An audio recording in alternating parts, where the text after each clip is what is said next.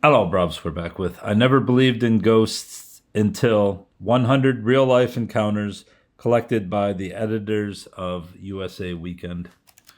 And we now turn to Pink Lady by Judy Tuschak.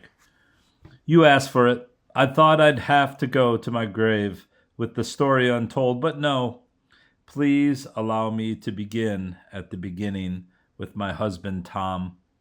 By day, he is a highly regarded educator, an entirely sane, responsible, and caring person dedicated to protecting and enriching the lives of those he loves. At night, however, a darker aspect of his personality surfaces. He somnambulates. He drives me crazy, running around the house from room to room, opening and closing whatever he's driven to open or close, talking to only he knows whom. Sometimes he even somnambulates, which is to say that he does similar but not matchingly odd things without even leaving our bed.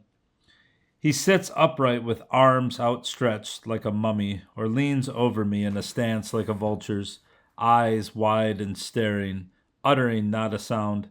So it's not that I'm unused to that certain sensation indicating a strange otherworldly presence nearby. In fact, I'd like to think that I'm better prepared than most to deal with such eventualities because, thanks to Tom, I have a method. I've learned to will myself to be calm. I remain still and open my eyes very slowly so as not to startle him when I sense his goings on. It works for us, and it worked for the ghost. There were no untoward sounds, no padding feet, no doors or windows creaking, no unearthly rush of wind on that chilly February evening in 1972, but I awoke slowly, sensing the dead air that hangs unnaturally between two still and opposite bodies. I expected to see the unfocused stare of my mustachioed Ukrainian love monster hovering over me like Dr. Frankenstein's creation, but instead, floating serenely above our bed was the top half only of a young, attractive blonde woman wearing a pale pink, short sleeved Angora sweater and a discreet pearl choker. She was holding a Kodak Instamatic camera at the ready. She appeared to be taking pictures of Tom as he slept. Strangely enough, there was no sensation of fear attached to this phenomenon. Wide-eyed surprise, disbelief, attraction, yes. In fact, I forced myself to blink hard, twice, in an attempt to dissolve the image. I even pinched my leg quietly under the covers to assure myself I wasn't dreaming. It hurt. Meanwhile, she continued to click away, finally widening her frame to include me. Looking at her, I felt happy knowing that she cared enough to want to know Tom better, wanted to know us together. After all, she had died 2 years before he and I had even met. The fact that this apparition didn't resemble my American Indian mother in the slightest, she was considerably younger than Mom had been at her death in 1961, and that we hadn't exchanged a single word between us did not alter my perception that this was indeed she, that she was truly here, and that she cared about me, about Tom, about us. At peace, I finally closed my eyes to rest a moment, and she disappeared. Brief disappointment quickly gave way to giddy excitement as I replayed the strange encounter in my mind. I felt I had to share it, and a drowsy, skeptical Tom was kind enough to let me recount the whole thing twice before he drifted back to sleep. I lay in bed quietly considering the wonder and the improbability of it all until I too slept.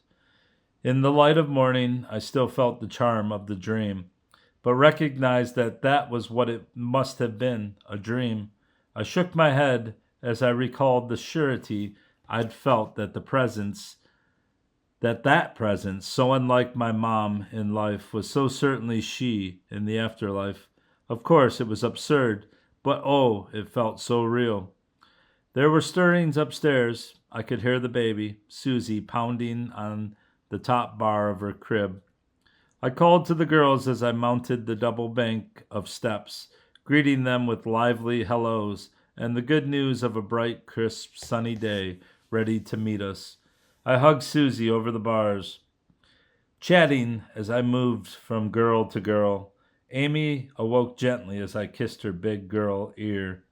Becky was still sound asleep as I approached, the comforter pulled up to within an inch of her tiny nose. I smoothed aside her strawberry bangs to waken her by whispering, "Little bugs." But abruptly she sat right up, her amber eyes bright, their golden flecks on fire. "Is she still here?" she asked with feverish excitement. "What, Beck? Is she still here?" she demanded, her breathless little voice exasperated that I hadn't understood her the first time. "Who?" I asked innocently, without a shadow of foreboding. The pink lady from last night. Is she still here?" "She said she'd stay." "Bring up the Twilight Zone theme, please." Let me read that again. "Bring up the Twilight Zone theme, please." All right. That was a kind of a abrupt ending, but not a bad story.